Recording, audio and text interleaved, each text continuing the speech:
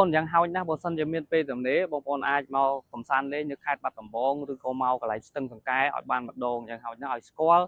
អឺកន្លែងទឹកដីដែលយើងល្បីទូទាំងពីប្រទេសកម្ពុជារបស់យើងទៅដងស្ទឹងសង្កែបើសិនជាមិនទាន់មានបំណងមកលេងអាចមកលេងបានហើយបើសិនជាបងប្អូនមិនទាន់មានពេលមកកំសាន្តលេងទេអាចទស្សនាតាមคลิปវីដេអូរបស់ខ្ញុំក្រុមការងារដែលផ្ដិតជូនជំរាបសួរបងប្អូនទាំងគ្នាឥឡូវនេះខ្ញុំកំពុងតែនៅលើសួនមាត់ស្ទឹងសង្កែបងប្អូននេះពីក្រោយខ្នងខ្ញុំនេះគេដាក់អក្សរបាត់ដំបងស្ទឹងសង្កែនេះនៅក្នុងខេត្តបាត់ដំបងបងប្អូនហើយទេសភាពពេលនេះខ្យល់ល្វិចអារម្មណ៍ល្អហ្មងអូមនឹងបរិយាកាសនៅក្បែរស្ទឹងស្អាតមែនទែនបងប្អូនខ្ញុំជឿថាបងប្អូនជាច្រើនទូទាំងប្រទេសរបស់យើងស្គាល់ហើយស្ទឹងសង្កែព្រោះស្ទឹងនេះគឺរបីទន្ទឹពេញទាំងប្រទេសតែម្ដងតាមរយៈបទចម្រៀងខ្លះតាមរយៈអ្នកមកលេងកំសាន្តផ្ទាល់ដែលបានមកដល់ទឹកដីបាត់ដំបងនេះបងប្អូនមកខាងឆ្វេងដៃខ្ញុំនេះហើយគឺជាស្ទឹងសង្កែដែលបងប្អូនមកលេងគឺមិនដែលរំលងទេកន្លែងស្ទឹងសង្កែហ្នឹងបងប្អូននេះទស្សនវិជ្ជានៃវេលាអាត្មានេះទងម៉ោង7ជាងដែលក្រុមការងារខ្ញុំកំពុងតែផ្ដិតបង្ហាញជូនបងប្អូនទឹកនៅពេលនេះគឺជាខែប្រាំងអញ្ចឹងទឹកសភាពមើលទៅនៅថ្លាស្អាតបងប្អូនកន្លែងទៅខាងនោះគឺជាស្ពានដែលយើងត្រូវឆ្លងពីត្រើយខាងកើតមកខាងលិចដើម្បីធ្វើដំណើរមកដល់ទីរំខេត្តហើយទីតាំងបរិវេណដែលខ្ញុំកំពុងតែឈរនោះគឺជាកន្លែងដែលប្រជុំជនមួយនៅមុខនឹងម្ដុំនឹងសាលាខេត្តដែលប្រជាជនយើងរស់នៅជាច្រើននឹងកន្លែងប្រមូលផ្ដុំទៅដោយភ្ញៀវទេសចរដែលមកកំសាន្តលេងនៅស្ទឹងសង្កែនេះផងដែរបងប្អូនហើយនោះគឺជាវិមានឯករាជ្យដែលនៅចំកណ្ដាលនៃខេត្តបាត់ដំបងតែម្ដងបងប្អូនដឹងអត់ថាស្ទឹងនេះគឺហូរប្រវែងតំបន់ស្ទឹងនេះគឺវាហូរចាក់ពីខេត្តបៃលិនធ្លាក់ទៅបឹងទន្លេសាបបងប្អូនហើយចំណែកស្ទឹងនេះផងដែរគឺប្រវែងវាប្រហែលជា250គីឡូម៉ែត្រដែលមានចម្ងាយវែងហើយហូរកាត់ទីប្រជុំជននៃខេត្តបាត់ដំបងតែម្ដងហើយចំណែកការហូរនោះគឺហូរកាត់ទៅដល់6ស្រុកនៅក្នុងខេត្តបាត់ដំបងបងប្អូនគឺវែងមែនតើនេះខែប្រាំងទឹកនៅហ្នឹងបងប្អូនបើសិនជាខែវស្សាប្រហែលជាអាចឡើងមកឥឡូវនេះបងប្អូនចុះមកតាមខ្ញុំមកខាងក្រោមនេះវិញយើងផ្ដិតនៅខាងក្រោមនេះឲ្យកាន់តាគៀកនៅក្នុងស្ទឹងតែម្ដងបងប្អូនបាទនេះក៏ជានេះបងប្អូនឃើញសភាពទឹកជាក់ស្ដែងនេះខែប្រាំងទឹកនៅហ្នឹងនៅទៀបនៅហ្នឹងនៅឡើយប៉ុន្តែទឹកខែនេះថ្លាហើយដូចជាមិនមានហូរទេខែនេះដូចជានៅមានសភាពស្ងប់ស្ងាត់ទេបងប្អូនទឹកនៅស្ងប់ស្ងាត់អត់ហូរអត់អីទេដោយសារតែខែនេះជាខែប្រាំង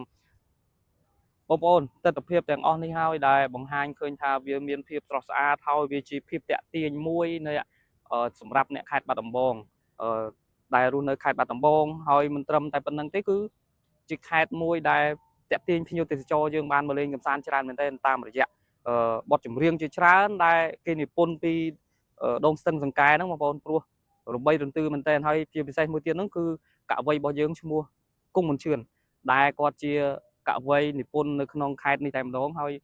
ឈ្មោះគាត់ដល់ថ្នាក់គេដាក់រហស្សនាមគាត់ថាជាកវីដងស្ទឹងសង្កែទៀតបងប្អូនខ្លះក៏ស្គាល់តាមរយៈបទចម្រៀងលោកតាសិនស៊ីសមុទ្រជាច្រើនឬក៏រយៈភ្ញៀវទេសចរយើងមកលេងបងប្អូនអញ្ចឹងហើយនេះហើយជាទស្សនវិជ្ជានៃដងស្ទឹងសង្កែបងប្អូនហ្នឹងហើយបងប្អូនដោយបងប្អូននឹងស្រាប់ហើយថាដងស្ទឹងសង្កែនេះគឺជាប្រភពទឹកមួយល្អដែរសម្រាប់ផ្គត់ផ្គង់ឲ្យបងប្អូនប្រជាពលរដ្ឋនៅខាងខេត្តបាត់ដំបងនេះគឺទៅធ្វើស្រែចម្ការអញ្ចឹងបងប្អូនហើយមួយវិញទៀតដូចខ្ញុំបញ្ជាក់ខាងលើអញ្ចឹងថាស្ទឹងនេះផងដែរគឺការហូរកាត់ហ្នឹងគឺកាត់នៅក្នុងតាមខេត្តតែម្ដងបងប្អូនហើយរហូតទៅដល់6ស្រុកបងប្អូនមិនមែន16ជាស្រ័យបងប្អូនកន្លែងនេះហើយជាកន្លែងហាត់ប្រាណនៅតាមមាត់ស្ទឹងនៅប៉ែកខាងលិចយើងសន្លឹងទៅខាងនោះអានេះគេហៅថាប៉ែកខាងកើតទៅបងប្អូនជាក់ស្ដែងពេលអាត្មានេះបងប្អូនស្ទឹងសង្កែនេះបើសិនជាបងប្អូនមានបំណងចង់មកកំសាន្តលេងអីបងប្អូនអាចមកទស្សនាកំសាន្តលេងបានដោយសារតែរដូវនេះវាអត់ទាន់សូវមានភ្លៀងអញ្ចឹងទិដ្ឋភាពវានៅស្អាតហើយបងប្អូនខ្លះដែលអត់ទាន់បានស្គាល់បងប្អូនអាចមកទស្សនាតាមរយៈខ្សែវីដេអូរបស់ក្រុមការងារខ្ញុំផ្ដិតជូនបើសិនជាថ្ងៃណាមួយមានបំណងមកលេងអាចមកលេងបាននេះហើយ ដងស្ទឹងសង្កែទស្សនភាពចាក់ស្ដែងបងប្អូនឃើញហើយពេលនេះវេលាអាត្មានេះបងប្អូនយើងក៏មានកំពុងតែដើរហាត់ប្រាណនៅតាមសួនហ្នឹងដើម្បីសុខភាពល្អផងដែរហើយថ្ងៃនេះជាថ្ងៃឈប់សម្រាកផងដែរបងប្អូនយ៉ាងហោចណាស់បើសិនជាមានពេលទំនេរបងប្អូនអាចមកកំសាន្តលេងនៅខេត្តបាត់ដំបងឬក៏មកកន្លែងស្ទឹងសង្កែឲ្យបានម្ដងយ៉ាងហោចណាស់ឲ្យស្គាល់កន្លែងទឹកដីដែលយើងល្បីទូទាំងពីប្រទេសកម្ពុជារបស់យើងទៅដងស្ទឹងសង្កែបើសិនជាមិនទាន់មានបំណងមកលេងអាចមកលេងបានហើយបើសិនជាបងប្អូនមិនទាន់មានពេលមកកំសាន្តលេងទេអាចទស្សនាតាមคลิปវីដេអូរបស់ខ្ញុំក្រុមការងារដែលផ្តិតជូនពេលនេះទស្សនភាពជារួមឬក៏ទស្សនភាពទូទៅដែលក្រុមការងារខ្ញុំបានផ្តិតជូននៅពេលនេះក៏ឈានដល់ទីបញ្ចប់នៅកន្លែងដងស្ទឹងសង្កែនេះផងដែរអញ្ចឹងក៏ឈានដល់ទីបញ្ចប់បើសិនជាមានកំហុសឆ្គងដោយប្រការណាមួយសូមបងប្អូនខន្តីអភ័យទោសគណៈពេលនេះក៏ខ្ញុំសូមអរគុណសូម I don't ever slow up, no I don't take shit. I got no love for the fakeness. If you wanna play tough and wanna hate this, I'll always show up. I don't ever slow up, no I don't take